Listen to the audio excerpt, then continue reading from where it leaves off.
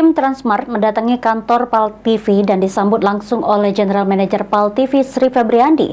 Dalam pertemuan tersebut, Transmart mengajak PAL TV yang merupakan televisi lokal nomor 1 di Palembang untuk menjalin kerjasama.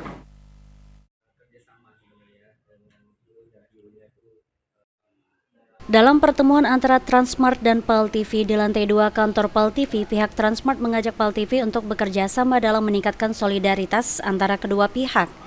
Dwi Hendri, Business Head Palembang mengatakan, PAL TV merupakan partner yang penting untuk Transmart. Dengan adanya pertemuan ini diharapkan bisa meningkatkan kerjasama dengan PAL TV.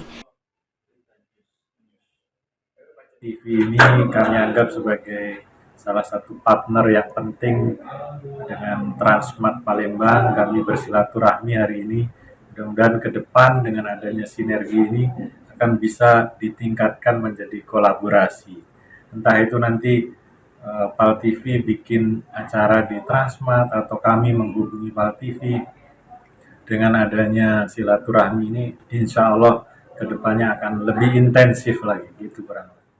Sementara itu, General Manager PAL TV Sri Febriandi mengatakan, terima kasih atas kunjungan dari Transmart dengan tujuan untuk mengajak kerjasama, baik itu dari program dan event, serta berharap melalui kerjasama yang akan dilakukan bisa membangun sinergi untuk kedepannya.